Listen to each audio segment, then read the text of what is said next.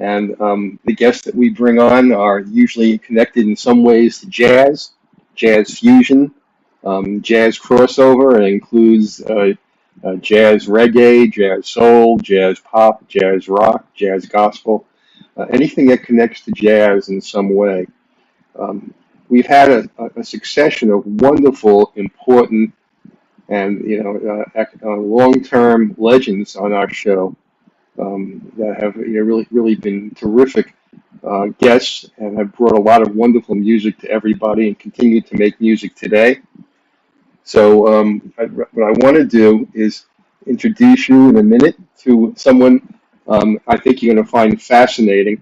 It's a departure from what we usually do. We usually have a front man who plays a musical instrument and has their own band and has done solo recordings for quite a number of years, or we have a vocalist who is also a band leader and had a solo career too. This week we're departing. The special guest we have on is probably one of the all-time great background singers that many of you may or may not know about. And now he's starting his own career as a single and a front man. And so I want to introduce you to someone as my special guest today. He's been a singer, songwriter, vocal contractor, and I wanted to tell you a little bit about that so you understand more about what a vocal contractor is. He's been an active member of the music industry for well over 25 years. He was signed as a 14-year-old by Quincy Jones to Qwest Records. His resume includes touring and performing with legendary musical acts, including Quincy Jones, Whitney Houston, Mariah Carey, Beyonce, Lalah Hathaway, who he's now on tour with, Mariah Carey, I mentioned Mariah, I'm sorry, Rahsaan Patterson, Rachelle Ferrell, David Foster, Justin Bieber, John Legend, Penny Latimore. I can go on and on. There's dozens of others also. So without further ado, let me bring on our special guest this week, Jason Morales. Jason, welcome. Mel, I'm so pleased to be here with you. Thank you for the welcome. And the Well, you've got a resume that's unparalleled. Yes, And some of those names that you mentioned, I've worked with. I haven't toured with all the names that you mentioned, right, but I've worked with all the names. I've done studio work with right, most of those names, and toured with a good amount of them as well. So it's been a wonderful ride, and I'm so grateful to be here with you today. Well, I'm glad you're here. I wanted to thank you for taking time out. I know we had to rearrange the show to an earlier time because you have two gigs tonight that you're doing in New Two York. shows this evening. Yeah, Yes. why don't you tell everybody what the shows are so they can come out and see you? Absolutely. I'm on tour currently with Lalah Hathaway, and we are in New York City, and we're playing the City Winery this evening. We have two shows. I believe the show times are 6 and 9. So I don't know if they're completely sold out or not yet, but if you can get in, I would advise you to do so. We played that same venue last evening. This is our second night here in New York City, and it was phenomenal. The crowd was amazing. We had so many special guests come through, and it was fantastic. That's terrific. That's wonderful. And Layla is just spectacular. Oh yeah. Yeah. So that's a great tour to be on. I'm sure you're having a good time with that one too. So Absolutely. The work is hard. We're flying in a lot of these cities on the very days that we're playing because the schedule is so strenuous, but we're giving it everything we have, and we're having a blast. yeah. I know you also tour with some of my other friends. I know that you tour. You sing with Mesa occasionally. Yes, I love Mesa. Yeah, I We love tend to Mesa do a lot too. of work on the Capital Jazz for the Capital Jazz organization, the cruises and the festival. So Yeah. I've worked with Mason a number of years. I've gotten a chance to sing with her a bunch of times, even just as recently as on my birthday this year, June 4th. We did at the Capital Jazz Festival. We were doing a tribute show to Michael Jackson, where she was one of the features, and we got a chance to sing together again. I love Mesa so much; she's amazing. You should have invited me to that show because my birthday is June 9th. Oh, really? Okay, Yeah. you're Gemini too. So it was a special day for me. June 4th was my birthday, and also the date of my single release. I released my new single, "Can't Get Enough of Your Love, Babe," on June 4th. That's what I wanted to have you tell everybody next. what's cooking with you now? I know you started a solo career, and that's your first release. Why don't you tell everybody about what's doing with you and what's forthcoming? Well, there's so much coming. I have so much in the on the burners. My new single is called "Can't Get Enough of Your Love, Babe." It is a remake of a Barry White song that we all know and love.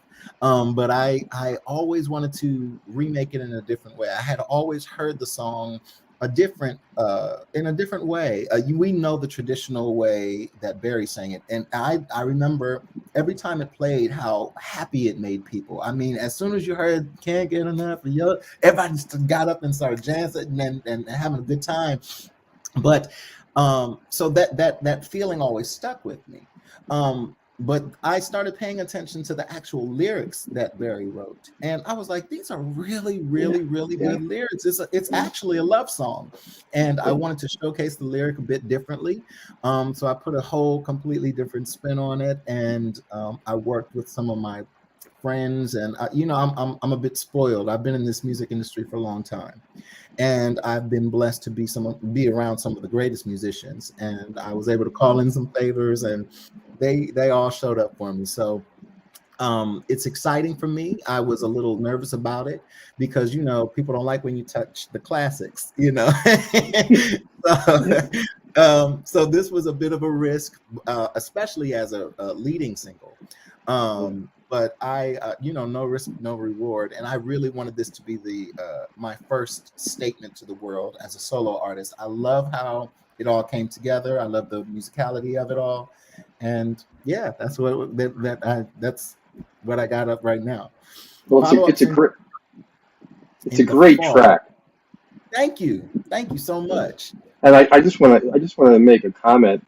One of the things about doing a cover song, if the cover song is done in the style of the vocalist, not the style of the person that originally sang it, that's really what people want to hear. If they want to hear the original, they go hear the original. Yeah, And I have a number of friends that are in the music industry for a long time and do cover songs. And when they sing a cover song, typically they make it their own, and oftentimes it's better than the original. I got to tell you, Barry White is a classic, but your version is right up there with it. It's excellent. uh, thank you You know, so much. That makes me. so I'm so proud of it. I put a lot of love and a lot of time into it, and I had a bit of struggle getting this record recorded.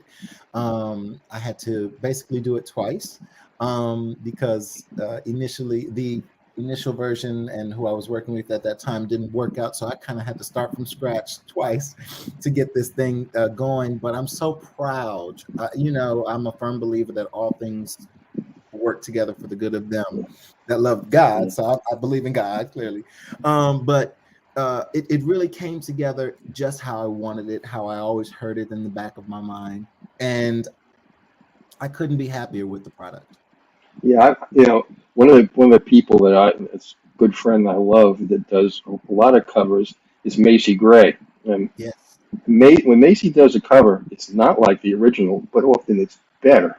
You Yeah, know, she um, she takes it and makes it hers. yeah, I mean, and she does everything. She'll do alternative, she'll do gospel. I mean, Yep, there isn't a genre she doesn't like. And yep, and your background is really similar. You performed and worked in the studio with so many different musical genres. yes, So when you move forward on your solo career, you got a lot to offer because you had all this wealth of experience that a absolutely. lot of solo artists, when they first break out, just don't have.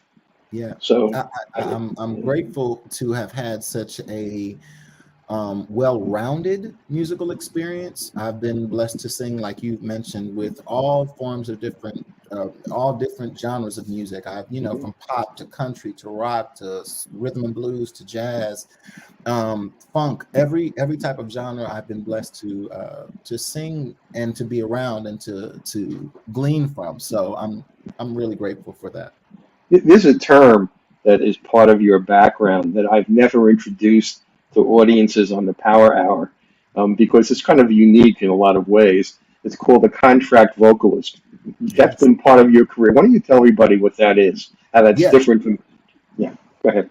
Well, as an independent contractor, I contract vocals for not just my own vocals, but vocalists for television and film as well. And I've worked with some of the major networks. We're talking about ABC, NBC, Fox, Netflix, a lot of the streaming sites as well. So different shows on each of these networks will reach out to me because whatever the scene or whatever the show or whatever the film might need vocal accompaniment or some form of vocal scene at that point. So they reach out to me and they say, this is what we need. And these are the type of singers that we need. And we want you to put everything in place. So I reach out to people and I hear what the producers want. It's very important as a contractor to listen to the client to make sure that they are always getting exactly what it is that they want by way of talent. And that varies. So, I did, just case in point, I had contracted something for Netflix for a show called Pose. And they wanted very specific things. They wanted a gospel quartet type choir, and then they wanted a children's choir, which are two completely different things, but very specific to what they wanted. And it's basically going through and it's a puzzle and putting the right pieces together and the right voice together to create ultimately the right sound so that the client gets exactly what they need. That I'm so glad you explained this because it's very complex. Yes. And it's not like you're only in one lane. You're in the lane that you're asked to become. So you have to be incredibly versatile, and I'm sure that that's just something that's very difficult. I'm sure for a lot of vocalists to be able to change gears that way and be able to adapt on the spot, literally. Yeah, it really does take a high level of skill. I tend to tell people I feel so spoiled because a lot of my colleagues and friends and people who I have the opportunity to work with, they're the highest caliber musician. I mean, they're the highest caliber of singers that you can call upon.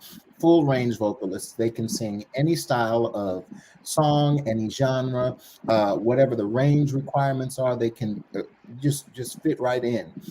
So it is a certain skill set that has that I've worked very hard to acquire myself, but a lot of my colleagues have also done. We're all learned musicians. We've been studying since little kids at the hip, at mama's hip. So I feel blessed in that way. Look, I think again, it's a very unique talent, and it's a career development process that Yes. really puts you into a different space. You're not just performing and singing, but you're reorganizing yourself for almost every gig.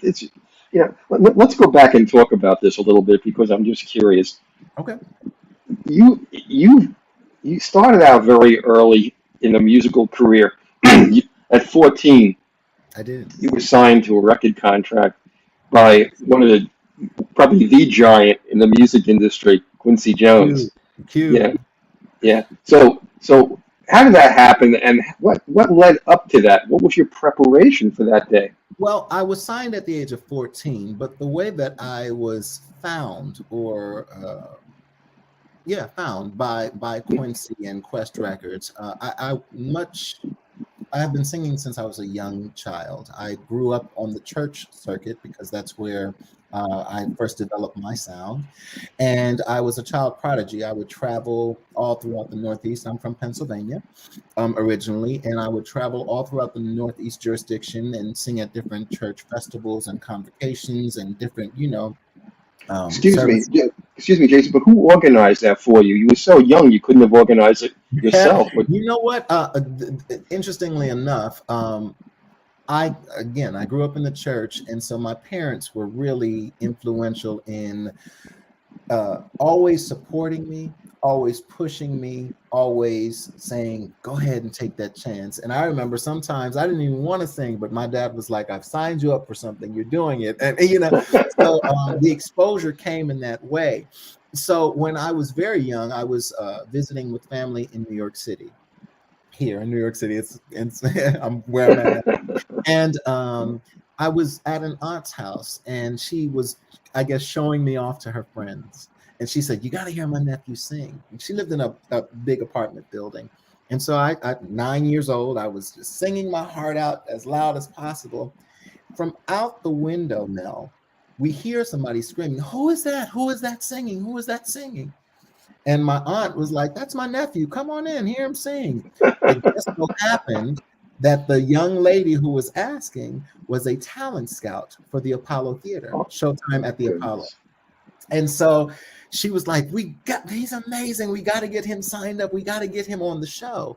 And shortly thereafter, it worked out. It worked out where I was a feature on Showtime at the Apollo, the kids portion. I was a winner on Showtime at the Apollo. And so that happened a few years after that point. That was when I was 9 years old. I was featured on the Apollo a few times. I was once there at the age of 9 and once at the age of 12. They brought me back because they loved me so much. Few years after that, they I don't know if you remember or not, the Apollo was doing a series called The Best of the Apollo. Oh yeah, where I remember. Yeah. they were featuring all the best that Michael Jackson, the Supremes, everybody who's touched the stage. They happened to feature my performance in that series.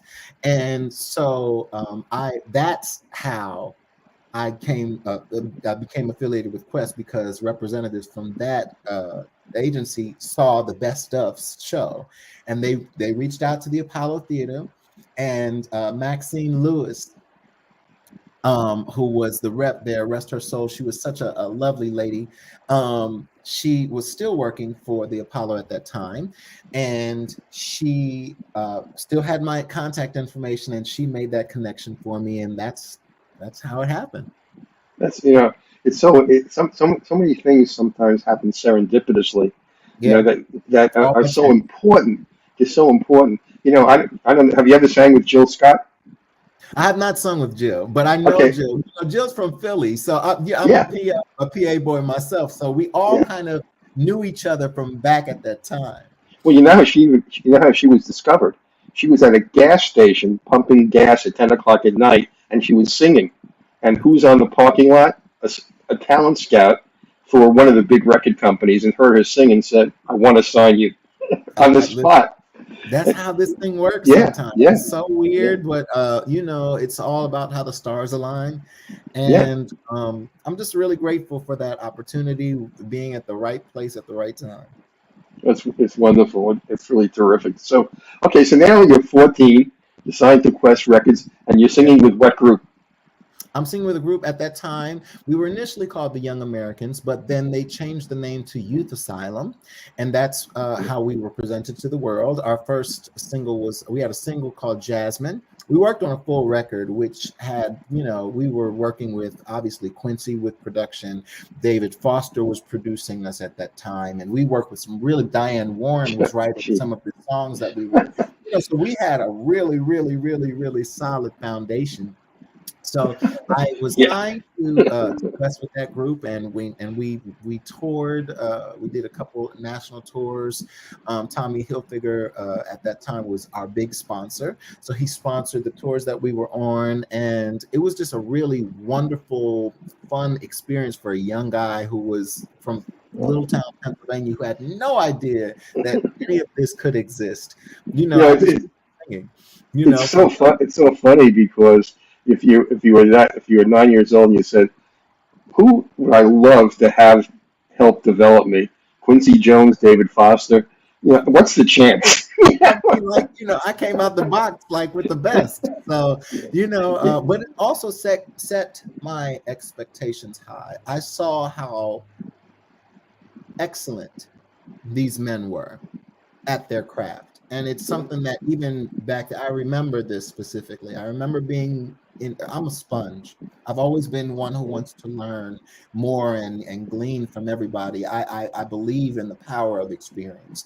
So I remember being in the studios and watching how these men worked and watching the precision with which they did things. And I just wanted to be that. I wanted to know how to do that, and I wanted to be excellent in the ways that they were excellent. So I worked really, really, really hard developing, even from those early years. It wasn't lost on me, the level of caliber of talent that I was being exposed to at such a young age. My mother was like, "Do you really understand what you're being blessed to do?" So it kept me humble and kept me in a space to learn as much as possible, and it really kind of set my career up for the way that I work now. I believe in excellence.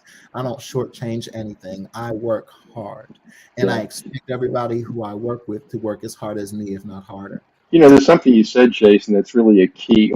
My mother had told me when I was a kid Yeah, that the only way to be successful is to know what you don't know. right. And that's what you've done. I mean, that's what you took advantage of the people around you to Yeah, know what you didn't know. And it's a yeah. lot of work. It's tons of And work. yeah, yeah, and sometimes it's not it doesn't follow the path you like it to follow. So Right. resilience is important too, and Absolutely. especially with what you were doing. Okay, so tell me more now. Okay, so you with Youth Asylum, you cut the record. What happened Yes. next? So we I that happened in 98. I was with that particular group from 98 to about 2001. We were signed to Quest. Quest Records was a baby branch out of Warner Brothers Records. So they really put as much into us as possible. We were Quest Records answer to the boy bands of that time, which were the Backstreet Boys and the NSYNCs and the 98 Degrees. So we were Quest's response to that. Um, and we did really well. But in the year 2000, Warner Brothers Records got brand new heads. There was like an overhaul. And so what happened is they started getting rid of a lot of the baby branches, a lot of the baby, record companies. So then in turn, when they kind of disbanded or shut down Quest, we were signed directly to Warner at that time because they saw the benefit in what it is that we were. But we kind of sat dormant for a while. They didn't quite know what to do with us. Eventually, the project got shelved. And, I just went back to Pennsylvania and got right back on the grind, So I was with them from 98 to 2001, moved back to Pennsylvania where I worked back in the church music scene. I was the minister of music for a few churches there in the Harrisburg, Pennsylvania area. I was a choir director for a few choirs at that time as well. And I did that for a few years before I knew that I always knew that I was going back to Los Angeles because I knew that for what it is that I intended to do, I had to position myself properly. I had to be in the space where I could make those things happen for myself. I was never hard work is just what I always knew. My father worked 3 jobs. My mother worked 2. We were humble beginnings. And so I knew that as soon as I got back to Los Angeles, I was going to hit the ground running. So I relocated back in 2005 and I worked. No, I can't. I mean, I I, know. had, I got a full-time job because, you have to support yourself. So I had a job in sales that I was working Monday through Friday. I was working 5:45 a.m. to 2:30 p.m. I would get off work, drive home just enough time to change, and then I was right out the door. I was at every open mic. I was at every club, if there was a singing competition, whatever I could do to be seen as a vocalist and to let people know, hey, this is who I am. I was there. And in doing so, I kind of formed a wonderful community family of singers who were like myself on the same path of just trying to let ourselves be known and be heard and try to make our way in the industry. And eventually some connections happened where I met an artist named Rahsaan Patterson. And I met him literally. We were out at a nightclub, and a friend of mine who I was with, she was friends with Rahsaan, and she introduced me, and I started talking to Rahsaan about music. I was not as familiar with all of his music. I knew a few of his songs because he's in my opinion one of the greatest male vocalists of our generation, really. Yes, he And is. I got a chance to talk to him, and I really think that he took to me because he saw um an earnest drive in me. So I had a single I had a song that I was working on and I had demoed, and I was like, if you have a few minutes, my car is right here. I would love to play you my single. We can listen to it in the car, and I would love for you to tell me what you think. I never thought he would say yes. He's an established artist, but he's like, sure, I have a couple minutes. I'll sit down with you. So I sat down with Rahsaan in the car, and he listened to the song. He's like, your voice is this song is beautiful. Your voice is absolutely beautiful. So we formed a friendship. Shortly thereafter, I went on the road with a stage play, which was supposed to, I won't even mention the name of the stage play because it was a big flop. But it was supposed to go out for 6 months, which for me, I quit my job because this is what I came off. I came to do music, right? So I quit my full-time job in sales and went on the road, and it was supposed to be a 6-month contract. It lasted a week and a half. And so I came back to California, came back home, and I was like, oh God, what am I going to do? So I'm reaching out to everybody who thought that I would be gone for the next 6 months. And I reached out to Rahsaan and I said, hey, Rahsaan, just let you know I'm back in town if you want to meet up. This thing folded. This was awful, And he said, everything's going to work out. Everything's going to work out. I promise you, everything's going to work out. 2 days later, I get a call from Rahsaan's management, and he says, Rahsaan is going on tour with Lalah Hathaway. They're doing a joint tour, and they're going to share a band. He's going to bring one vocalist. She's going to bring one vocalist, but you guys will sing background for both artists. And in that, I died. I literally died in the moment. He's like, and he wants you to come out on tour and be the vocalist that he brings. So I always take a moment to give respect to Rahsaan because he took a chance on a young man who was really hungry and fighting very hard to get. I get a little emotional about it. Who was really just fighting to get my footing, and he took a chance on me. So that kind of really was the door that opened up because I started singing with Lalah as a result, and she kept me on, and I'm obviously still with her to this very day. That was 2007. And so many opportunities were birthed out of that kind of first experience. I got from the community of singers in Los Angeles who I had kind of formed a family with. We all looked out for each other. So if there was a session, they would call me and I would call them, and it just came a real kind of beautiful family situation. And one gig, when you're excellent at what you do, this is why I stress excellence. When you're excellent at what you do, it will always open up another situation, open up another door of opportunity for you. And that's just kind of how my career started. And it has been rolling since then, working with some of the people who, like I said, where I was singing in those clubs with.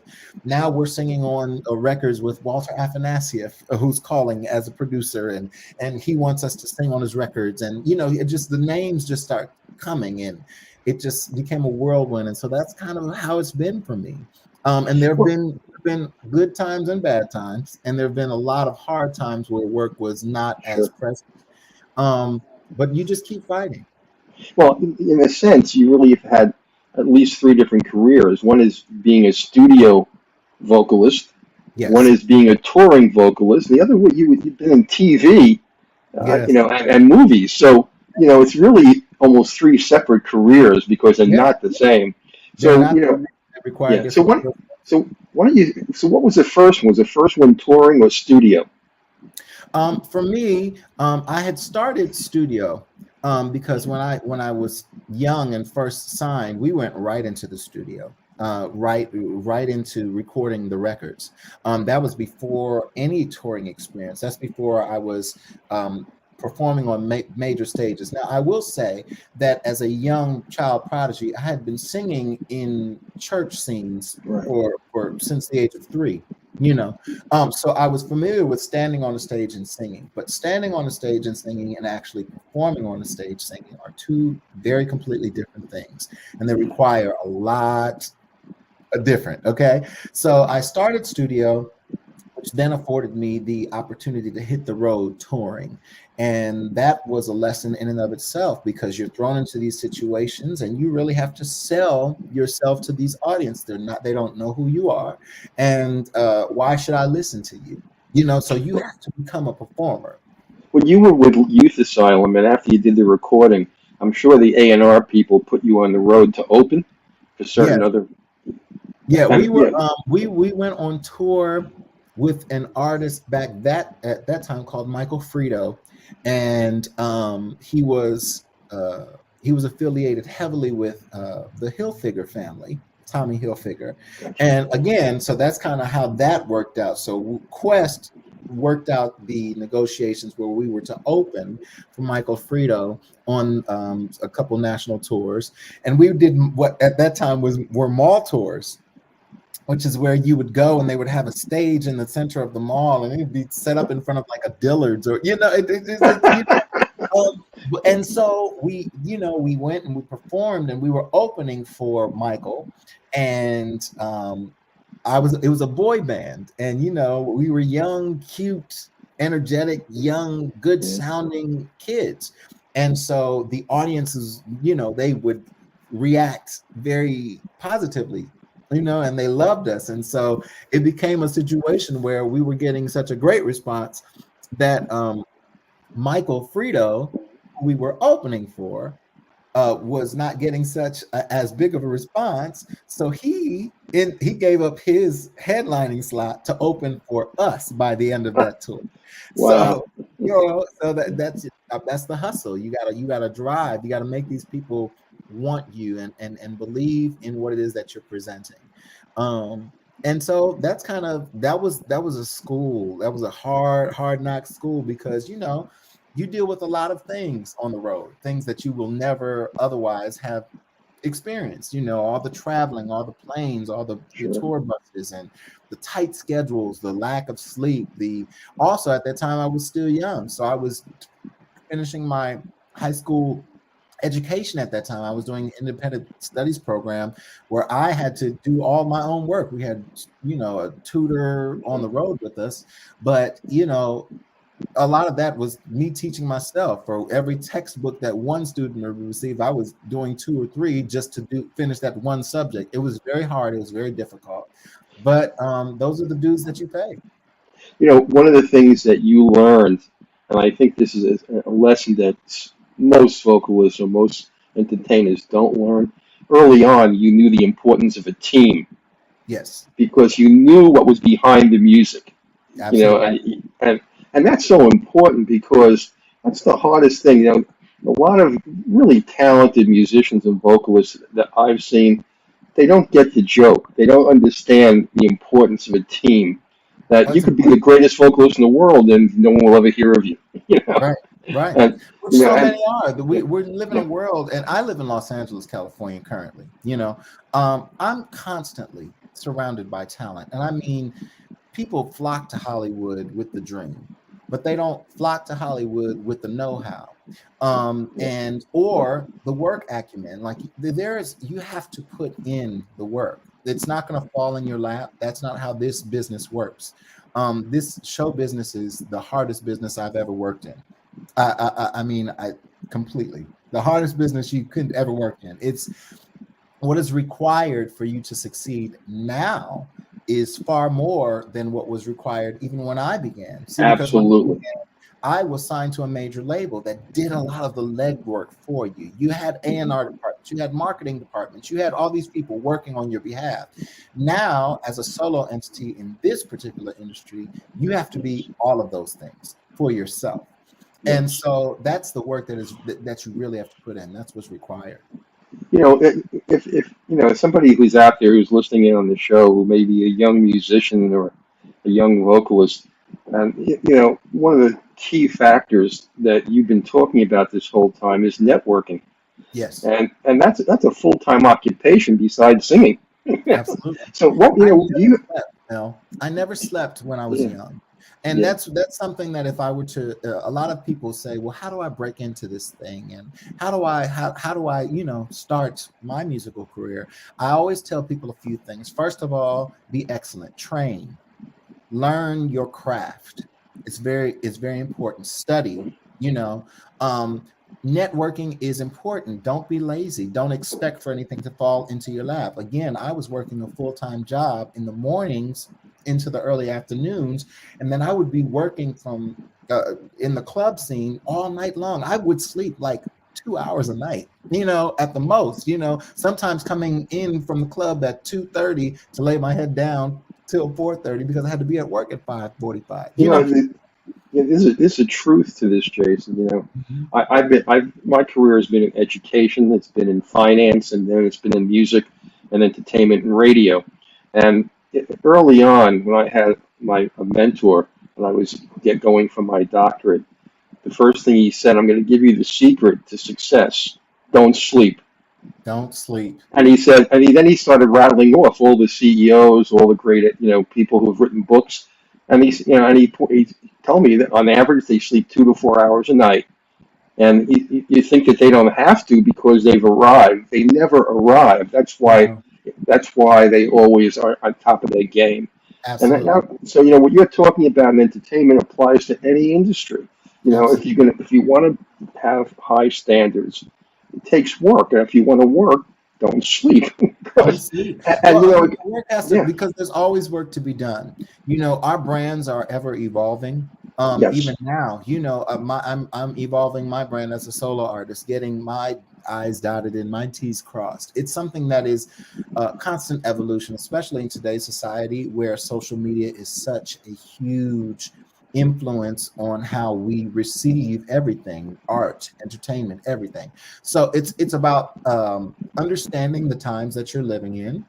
It's about understanding what the requirements are for that time and putting in the work to make sure that you stand a chance, in this ever changing industry. Well, you're hitting something else on the head too. The pace of change in this industry in the past 3 years has Yes. been enormous. People, don't even have a concept of how fast it's changed. It's moved away from any form really of digitized music to Right. nothing but streaming. Yeah. The records, tapes, CDs, DVDs. This They're is all not, a thing of the past. yeah, the only thing that seems to have traction is vinyl. Right. Right. You know, Incidentally, like that's yeah. crazy enough. Yeah. Yeah, yeah, but everything else has been digitized, and in a digitized world, payment has really dramatically changed. And when that Yes. changes, then it trickles down, and the whole industry changes. So I think that one of the things you're pointing out is if you want to be successful in the entertainment industry, not only is it a lot of hard work, but you have to be very conscious of the rapidly changing environment and the team.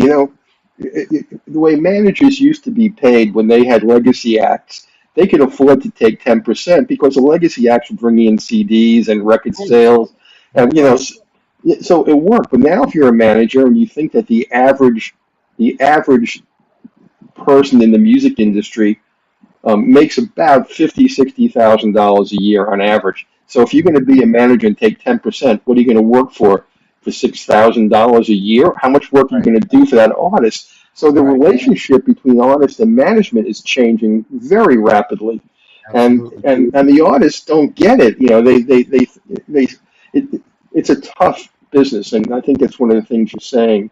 It is a So I think, business.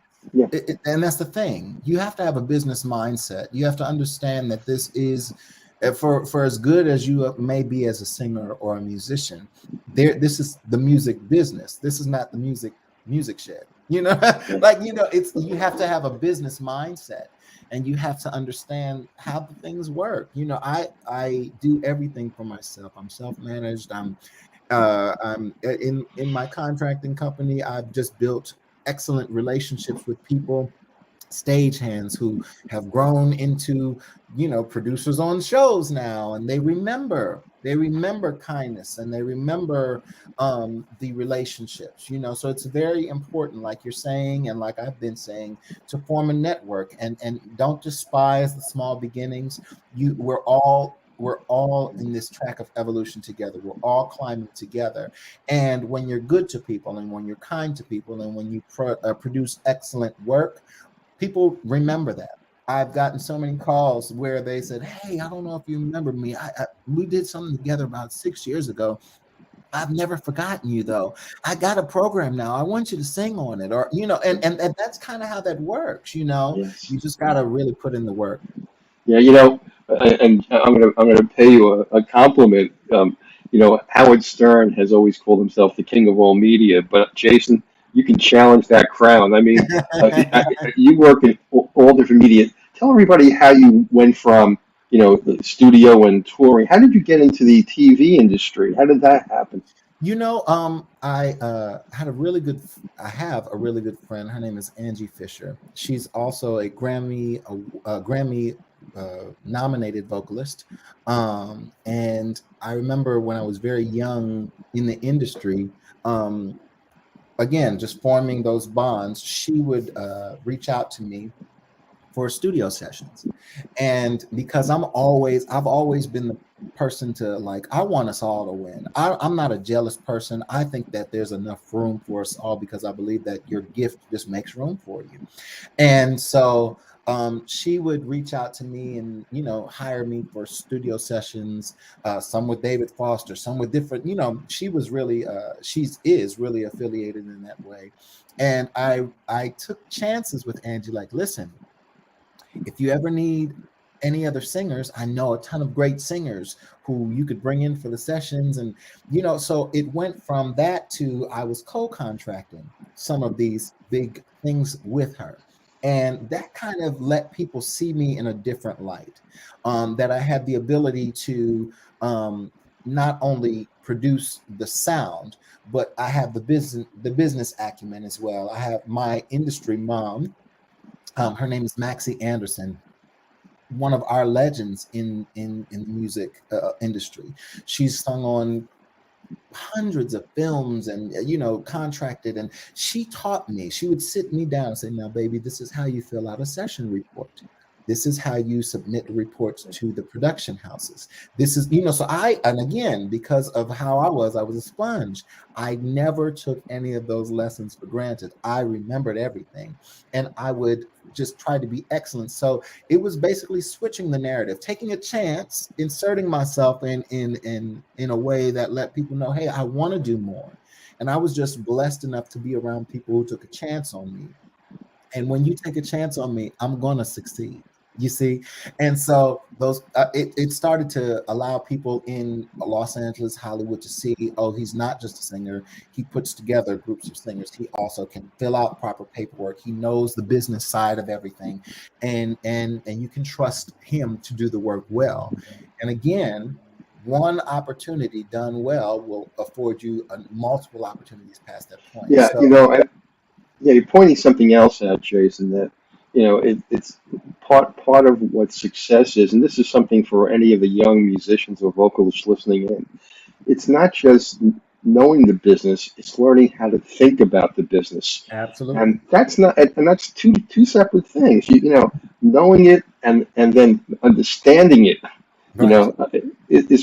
It takes a lot of work, a lot of acumen. Well, because there's a lot that you don't know as a young Yeah, singer. exactly. If coming to this industry is challenging, but then having to learn all of the other things is also a big challenge.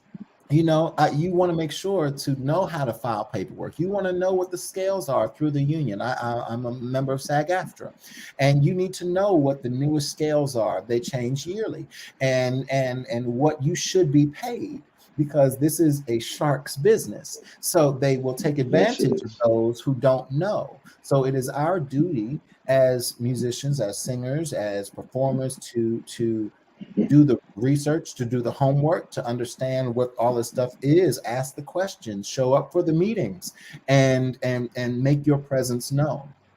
I've spoken to a lot of young musicians, and I try to give them a visual to understand the changes that have taken place in the industry. And it Mhm. went from the great white sharks, which were the record labels and the radio and the FM radio stations, and now it's the piranhas. Now it's schools of predators I that are mean, out there. Yeah. It's Yeah. weird, and Yeah. if you don't know what you should be making, and if you don't Yeah. know what to demand, they will absolutely take advantage of you. And I see so many who are getting, for lack of a better term, screwed over, because Yeah. they just don't know what they should be requiring, what they should be asking for. You have to understand it's not just about your gift. It is a business, and you have to learn the business. Yeah, and the music business is not a hobby. If you want to do it as a hobby, knock yourself out. But if Yeah, you want to really do it as a career, it's a whole other level. So absolutely. let's talk a little bit about some of the work you did in the studio, and then I want to play a couple of the songs that you did backgrounds on. But you Yeah, worked in the studio. You worked in the studio with Whitney Houston, Barry Manilow, Lenny Kravitz, Seal. You are there any? Is there any of those sessions that sticks out in your mind as being pivotal in your development? pivotal. I Yeah, would say, honestly, um, some of those early recordings that I did with Walter Afanasieff. He was producing for artists like, like Barry Manilow and Johnny Mathis, and I'm on those records. And when you say pivotal, for me that means shape shifting almost. yeah, um I understood from those sessions what was required in all future sessions.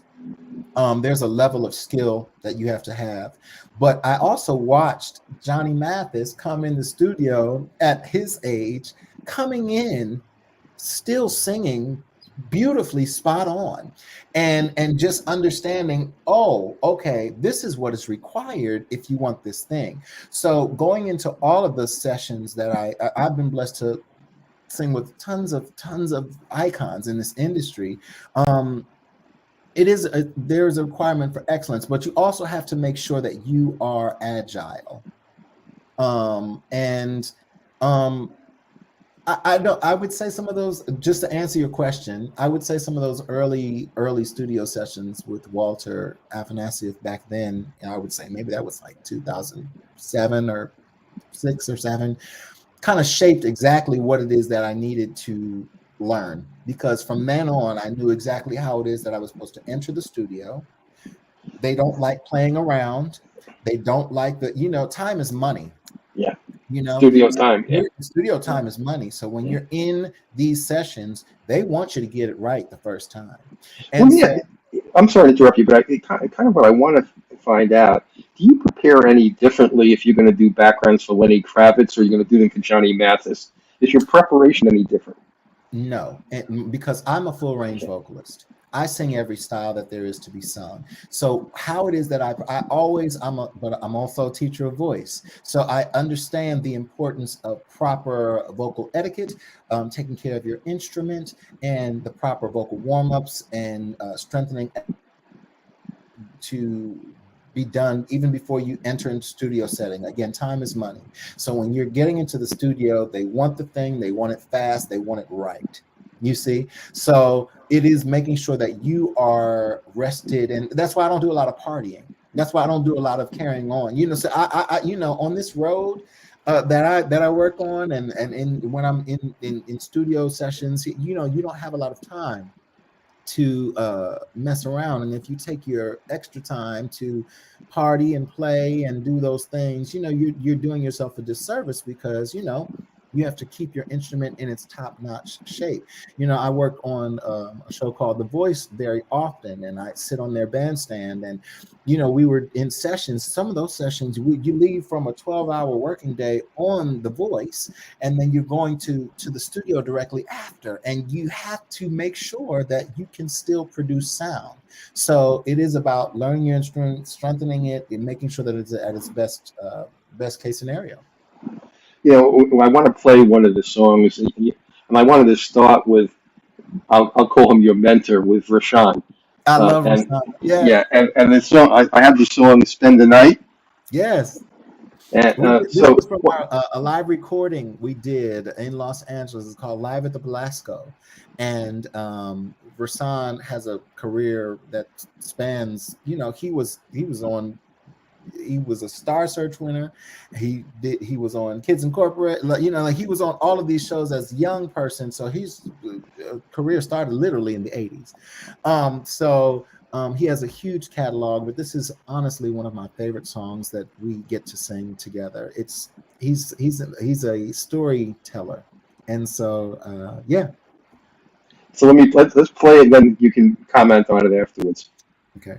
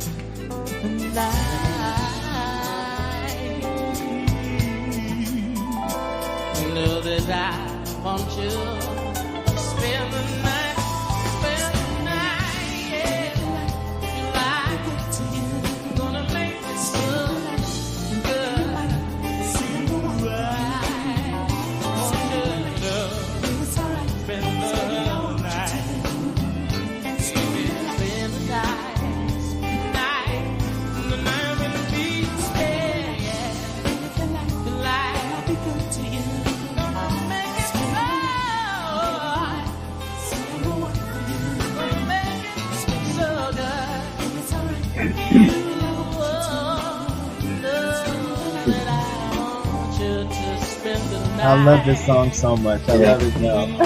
Yeah.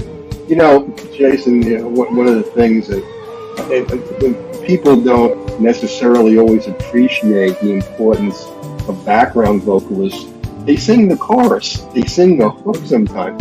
The vocalist wouldn't have that presence oftentimes without the background vocalist. They oftentimes make the track, you Yeah, know, and absolutely. And this particular song is a wonderful example yeah, because of how much we add to the story, and it's amazing. Yeah, it this isn't. particular song, I always get happy when I hear that song. Rahsaan Patterson was I learned so much from Rahsaan. He taught me how to really take a stage. He taught me how to emote and really express the emotion of the lyric. So that was amazing opportunity. I was on that particular recording. It was myself, Angie Fisher, who I had mentioned before, and an artist called Trina Broussard singing the background vocals on that record. It was just a magical night. Yeah, you mentioned Angie Fisher. The other Fisher I think about is Lisa Fisher, and how Lisa sang for years, for 20 years. I mean, the Rolling Stones wouldn't be the Rolling Stones without Lisa. Listen. I'm trying to tell you, if she didn't sing "Right Yeah, Murder," listen, yeah. it was a rap. She And took it and just made it something that was fantastic. Lisa Fisher is one of our icons. yeah, and Mick Jagger brought her out front because she was so good. Yeah, he has to showcase her. Yeah. So the whole unsung background vocalist tradition is something that needs more attention. And we're going to talk about it a little bit later because I know there's another project that you're working on too. But break down a typical day for me, Jason, and for everybody listening. What's your typical day like, if there's such a thing? Okay, well, I can give you. Each day is different. Okay, because each day is. If I'm in Los Angeles working in studios, that's one thing. If I'm on the road, it's another thing. I'll give you some touring days. We flew in yesterday morning to New York City. The evening prior to that, we had done 2 shows in Boston. So we flew in yesterday morning to New York and landed, went immediately to the hotel where we were basically had just enough time to drop off our bags into our hotel rooms to get to the venue because sound check starts, hours before the doors start. Now, if the show times are 6 and 9, doors are going to be at 5. So that means our sound check times are happening early afternoon, and they take sometimes several hours to get the sound right at these venues. So, but yesterday literally was drop the bags in the hotel, grab what you're wearing for the shows this evening, take them down to the venue, and we were there for the entire rest of the evening. So it goes from sound check right up until they open doors. And while they're opening doors, that short hour in between when they open doors and when the first show begins is what you have time to get ready for and prepare yourself for a 2-show evening. And the shows last evening, they were amazing, they were incredible. And one starts at 6 and we're on stage till 7:30, sometimes 8 o'clock, and then just having that brief turnover time for the club until they get the next audience in, and then we do it all again at 9. So I didn't get out of that club until nearly midnight last evening, and came back to. So that's kind of how the days go on the road. You're in it depends on if you're doing, like we're doing a lot of our travel by flying. If you're on bus tours, it's different. As soon as you're done with the show, you shower, you change, you get on the bus, and then you're driving to the next city. So it is a constant grind. It's a high pace. It's one that requires you to be in good mind and pretty good health as well, because there's a lot, you don't get a lot of rest. Yeah, that's one of the things that is so important. You mentioned Johnny Mathis earlier, and his voice was still on key. Smokey Robinson in his 80s, Absolutely. but these guys, they understand how they need to take care of their instrument. Absolutely. I mean, it's not all partying. No, If you it's you know not. Yeah, and you need to really maintain your health. Nutrition, eating on the road is a pain in the neck. Well, you it's know? hard because Yeah, it tends to be one. You're not able to necessarily eat at sound reasonable hours. So it's not like breakfast hour or lunch hour or dinner time by 6. A lot of the time when people are having their meals, we're on stage performing. So you're kind of trying to find what is available to you at the late hours, and it's not always the best options. So you have to be mindful of that. Stay hydrated, stay rested as much as possible, and just understand that this is part of the grind. yeah, and they, you get fed in the green room, but who a lot of times you don't want to eat between sets, Oh, well, so as a singer, I yeah, don't eat. I don't yeah, eat prior to or in between yeah, sets. So yeah. my food will have to come after the It's show's tough. over. It's It's tough. tough. Okay, let's change gears for a second. I want to talk about television. Yeah. Um, you've performed at the Grammys, the Academy Awards, Voice, American Idol, Dancing with the Stars, X Factor, Modern Yeah. Family, Parenthood, Little Big Shots, the American Bible Challenge, Kennedy Center. I mean, I can go on and on. The ESPYS. Tell us about that. How did you fit that in with studio work and touring? How do you Um, make these work? well, you make them work because you want to do them. Because you want to work. You want to work, and you want to continue to work. So these are calls that don't come as frequently because some of these award shows only happen once a year. But whenever the calls come, there's a lot to it. The shows that I worked more regularly on that require, I worked on The Masked Singer for several seasons as a house vocalist. So I was I was on stage from seasons 3 to 8, and I've worked on the show even since then. Like they season 10 was just wrapping, and I worked on the show this particular 10 seasons. Well, I did a few episodes with the show as well. My schedule didn't allow for me to be a part of it full time as I was for the previous seasons, because my touring schedule is picking up and I'm kind of shifting gears. But you have to make time and you make choices about what you can do, what you can't do. And again, it requires something different because when the cameras are on, you have to be on. And there are when you're in these production houses and the lights are on, the audiences that are there, you just have to be excellent. You got to work hard and make sure that you're hitting your cues. They don't take lightly to mistakes, so you got to get it right and get it right the first time. I guess I don't want to be repetitive, but I guess I'm trying to sort out a little bit Mhm. about, you know, how is television different from studio and different from live? Television is different because it's organized and scheduled in different ways. When you're taping an episode of, say, The Masked Singer, for case an example, we are given a list of the songs and of the material, which changes almost every day, and we perform with the contestants. And so there's camera blocking rehearsals, there's vocal rehearsals, there's live blocking rehearsals, there's live taping rehearsals, and then all of these things take place before they even load the audience. So you've done the show and you've recorded and you've rehearsed and you've done so many times before they even load the audience in. But that's necessary for the productions because they have to get angles, cameras, different lighting. It's very important in that way. Studio, you're just going in. You're in a studio, you got a mic there and you have your sheet music, or whatever it is that the session requires, and you're just singing. It doesn't require you to be as the hours that you do for television as directly opposed to that of studio are completely different.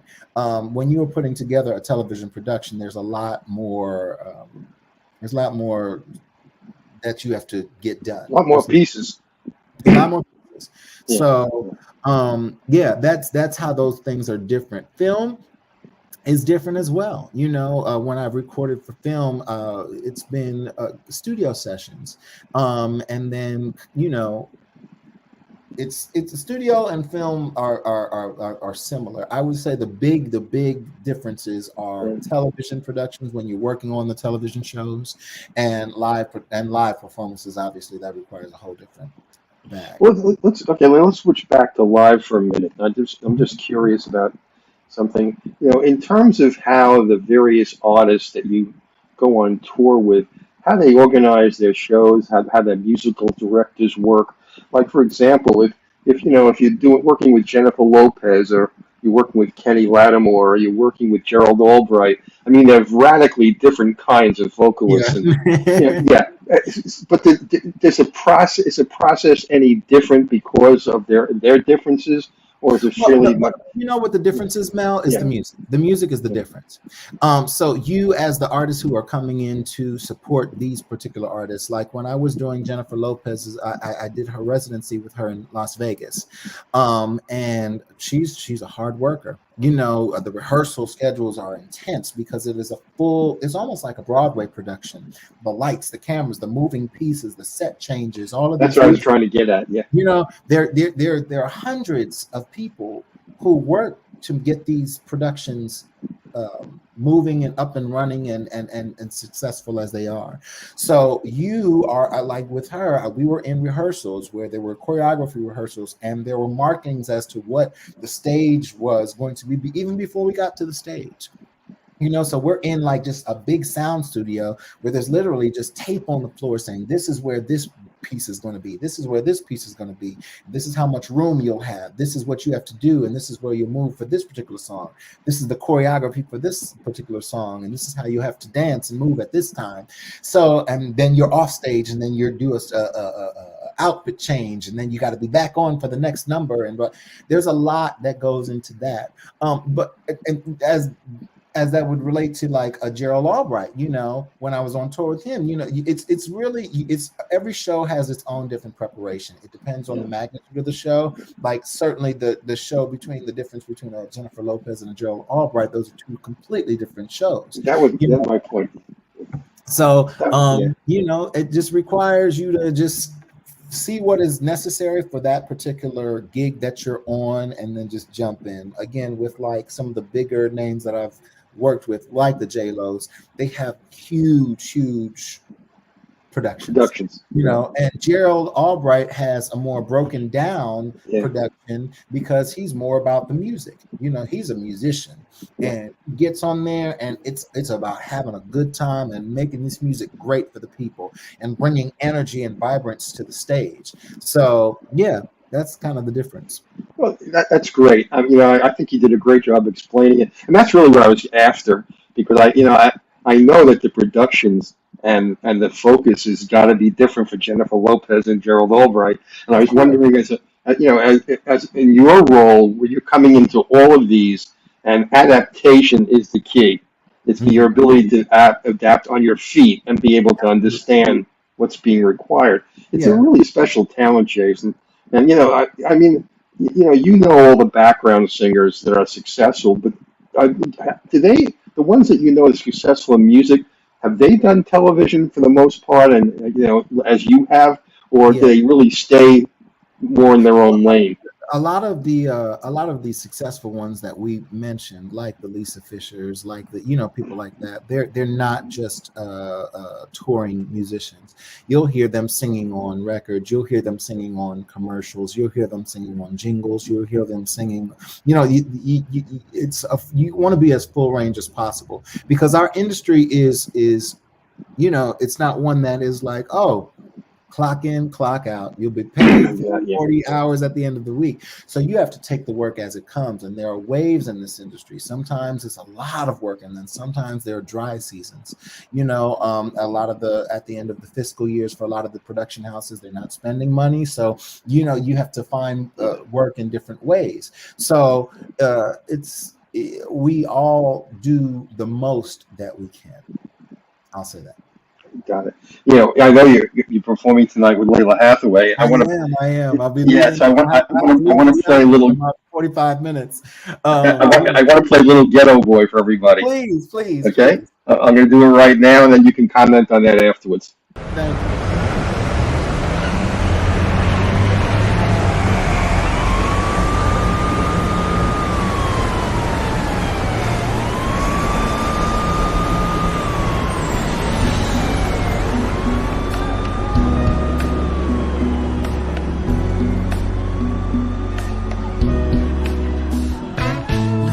ghetto boy, playing in the ghetto streets. What you gonna do when you grow up and have to face responsibility? Will you spend your days and nights in a pool room? Will you sell caps of madness in the neighborhood, little ghetto boy? You already know how rough life can be, 'cause you see so much pain and misery. Little ghetto boy, your daddy was blown away. He robbed that grocery store. Don't you know that was a sad, sad old day? All your young life you've seen such a misery and pain. The world is a cruel place to live and it ain't gonna change. You're so young, you've got so far to go. And I don't think you'll reach your goal, young man, hanging around the pool room door. Look out, y'all. The music break now. Can you believe it? Yeah.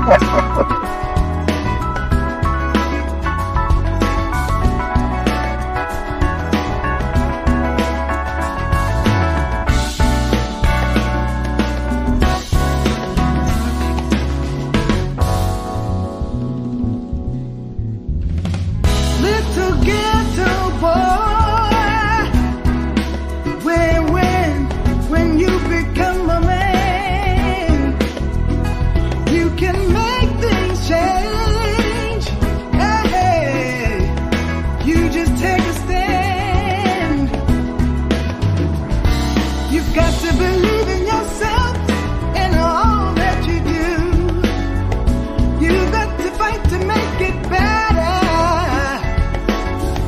Then you'll see how others will start believing too. Then, my son, things will start to get better. Hey, everything has got to get better. I believe that everything has got to get better. Everything got to get better. And I know in my heart, got to get better. Everything has got to get better. Everything has got to get better. I'm depending on you. Everything has got to get better. Hey, everything has got to get better. Got to get better. Everything has got to get better. I love that record, Mel. I Great love that song. record so much. I love it so much. You know, Great that track. is a song that that was originally done by Layla's father, Donny Hathaway. Donnie. Yeah, I know. Yeah. And she remade it, and she won the Grammy Award for it. So it was a special full circle moment for us all, because you know it's those are certain moments in time. You know, like, can you imagine your father, an iconic soul legend, Yeah. you know, having recorded a song that you would essentially record 30 years later And get a Grammy. and win the Grammy for Yeah, it? yeah. It's fantastic. I loved being a part of that record. That's wonderful. You know, you've had so many great experiences. You know, we're running out of time, so let's turn to your solo career. Okay. Yes. We talked about, you know, your song. You told me that you have working on another song for a release, an original. Why don't you tell everybody about that? Absolutely. My follow-up single is entitled "Move On," and it's slated for mid to late fall. So I'm really excited about it, because it is one that is obviously close to my heart because I wrote it, and it is a story and a message that I think that we need in this world right now. And I'm a bit nervous about it because it is the most vulnerable type of singing that I've ever done on a record. I've been recording records for 25 plus years. I've been in the studio singing on some of the best records and some of the most major productions. But this particular song, I've never sung this way on a record. It is as brass knuckles and vulnerable and just as cut to the heart as possible. And so I'm excited about it. It is a story about overcoming and moving on and finding your best life. And I can't wait for you guys to hear that. It's being mixed and mastered as we currently speak. And Mel, you'll be one of the first to hear it, I promise. I was going to ask you that. I'd like to be able to play it, Absolutely, exclusively. you'll be one of the first to hear it. I give you my word. On this live stream, you have it for the record. Terrific. That's wonderful. Well, look, Jason, I know you got a lot to do today, and why don't you? I just want to wrap up. There is another project that I'm working on with you, starting to Yes. work on, and why don't you tell people a little bit about that, and what they may see coming down the road. The idea is not a lot of people do understand what it is that we have been speaking about this entire hour, which is the power of the background vocalist and everything that we provide for music. And so you and I have been discussing the production of a show that basically brings the background to the forefront. It is a competition style show where we go around and we find the best new voices to essentially give our world new BGVs, background vocalists, full range vocalists, who could sing on any stage with anybody. And so again, it is a competition type show where we will bring groups of singers together from all over. We will do auditions all over to find voices, new voices, different sounding voices, to bring together to kind of work them and narrow them down to the best of those best, and offer different opportunities for those voices at the end of the competition. We don't want to give too much away, but it's a search for new voices. It is a search for talent to be showcased in a way that it wouldn't traditionally be. And it's going to be a bit of a drill course because, what I do and what all of those who do what I do, it requires a lot of work.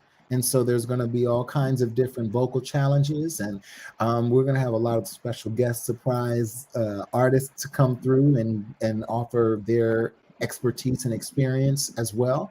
And so I'm excited about offering a platform for those like myself who, when I was young, were just looking for an opportunity. It differs from some of the other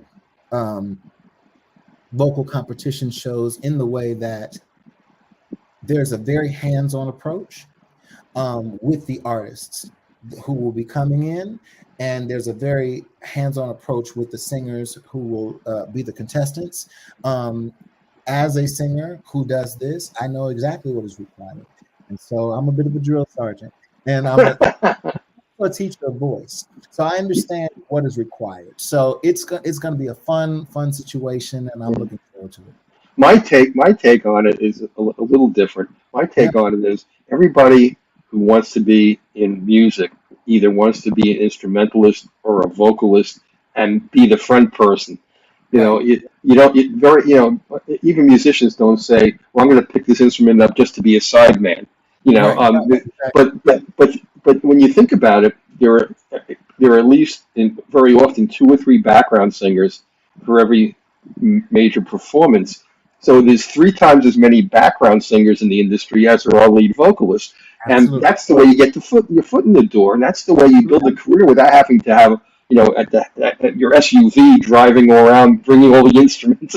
It's a way it's a whole different approach, and you learn so much about the industry from that back door, and that back door will open the front door. And I think what we in this climate where it's so difficult to break into the music industry and be successful. This is a door where a lot of people can go through and have a wonderful career like you're having.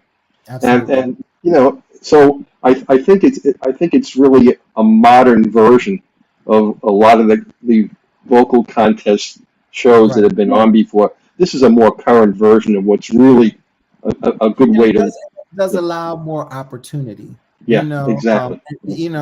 that's one of the biggest things that appeal to me, because I understand, having stood on so many different stages, and understanding what that requires. How many doors of opportunity? I said it so many times during this very interview. If you're excellent, it will always open up another door of opportunity for you. Yeah. So we're just looking for excellence. Wonderful. I wanted you to know, Jason, starting on Monday, you're going to be the featured artist on Source Radio for at least 2 to 3 Yes. weeks, and Can't Get Enough of Your Love will be the featured song on the Thank you. station. Yeah, and we'll have a link up there for everybody to be able to purchase the song. Yes. That's gonna be your place on our station, and I want to thank you so much for spending that time with everybody today. Thank And you. sharing a wonderful career. It's something that we've never had on this show, a whole different kind of talent. I'm just fascinated by everything you've done, Thank you. and I want people to know more about you now as a lead vocalist Yes. and a background vocalist. So, Jason, Absolutely. good luck tonight. It's been Thank you very wonderful having much. you. Thank you Okay, so much, Mel. and if you want to stick around for a minute, maybe we can talk afterwards. Yeah, yeah. Okay, for everybody listening in, I hope you've enjoyed the show as much as I have, and you'll be hearing Jason Morales' new single that was just released a couple of months ago. It'll be the featured song on Source Radio, so be sure to tune in and listen to it. So, Jason, thanks so much and have a great day. Thanks so much. You too, Mel.